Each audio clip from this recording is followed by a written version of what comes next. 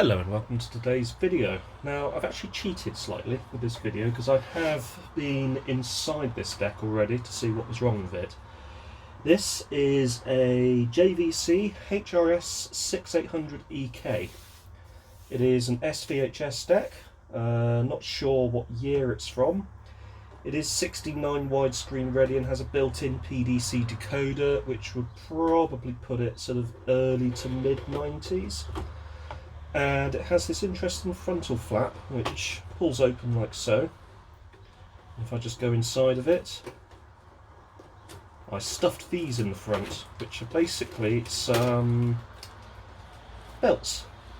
So it basically, from what I can tell, it needs belts, and you'll see why once we get inside of it.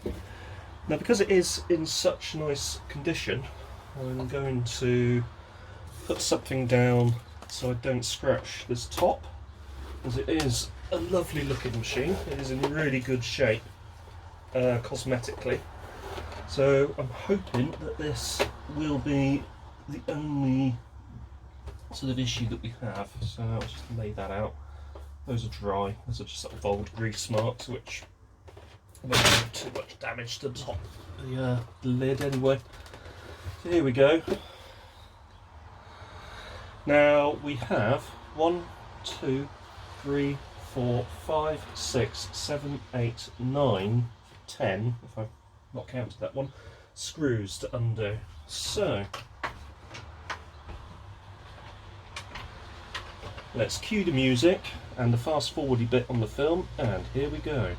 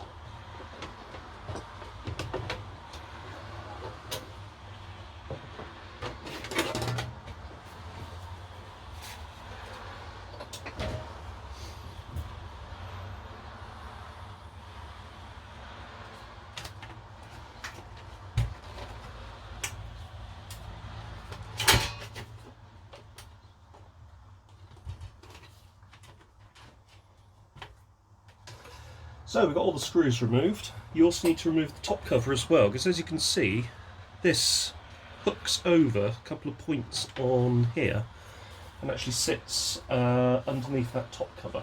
But once you have that removed, it will literally pull up from the back and out from the front like so. Now, when I took this apart first of all, this belt here was there. So that sort of says to me that it has been thrown off of this assembly. So this is the capstan, that is a tensioner, and this is the idler. Now, what I really like about this is it is very reminiscent.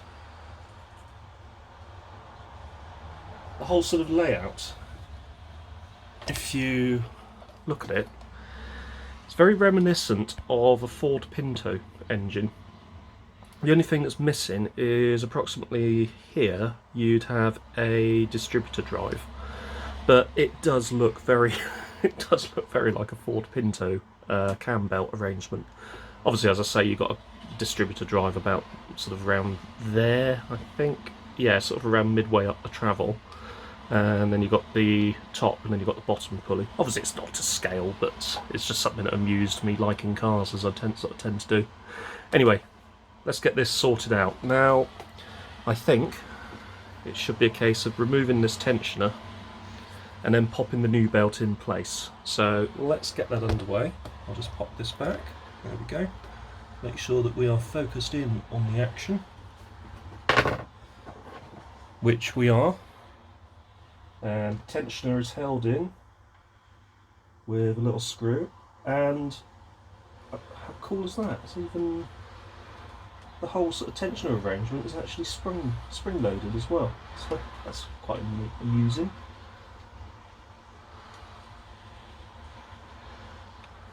So I'll just remove the little tensioner idler, so that's out the way. Then this will just come off like so, and then we have the new one, which is here. Not sure if it's an original JVC part. It might be, judging by the various part numbers on it. I'll just keep that on screen. You can make a note of the part numbers. You are looking at a PU61006. This actually fits a number of different decks, not just this one, because obviously this deck, physical deck, is used in a lot of other machines of that sort of era. This one feels a lot better, doesn't feel anywhere near as worn out, to be honest with you. So let's just compare it with the old one, wherever that's gone. Here they are similar width, and if we do the very basic stretchy test,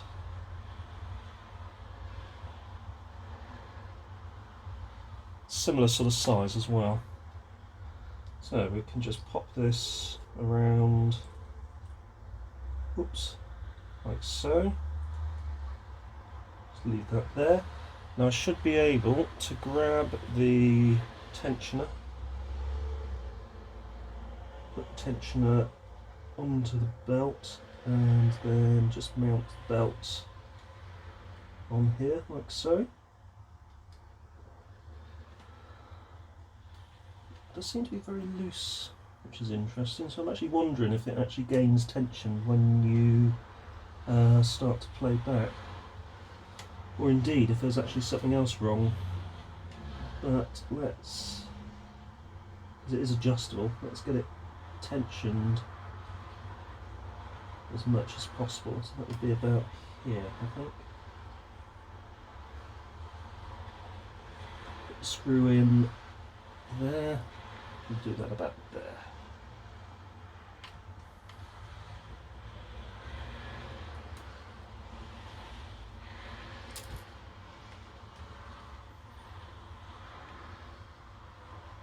That doesn't feel secure to me, I'm not being funny. That feels about the same as the last one that was on there. It really doesn't fill me with much confidence.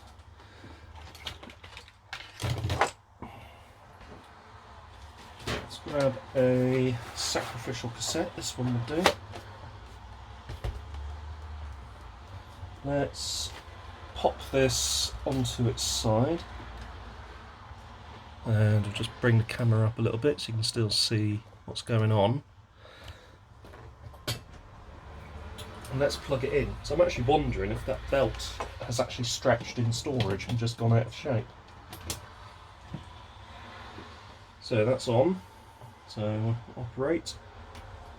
There we go. Just open the front flap and let's pop in the cassette.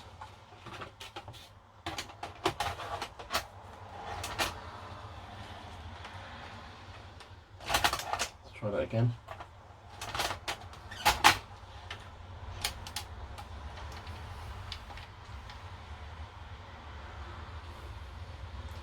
So it's done that typical 1990s thing of just lacing, which they do.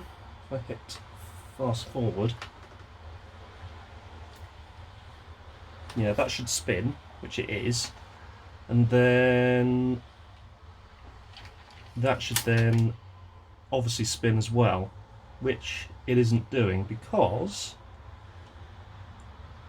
there's not enough tension on this belt. I'm sure of it. So that's a supposed brand new belt, probably new old stock. I'm wondering if there is an additional way that you have to tension this. So, just looking at it, it's spring-loaded rather. And yeah, let's have a look. Let's see if I can work it out. So, give me a moment. Let's see if I can work this out. I've actually cheated a little bit. So I found this flat belt in my collection of belts, and it's a little bit too wide. As you can see, it's sort of just hovering on the idler rather than tucking itself nicely into it. But it works. So let's just hit stop.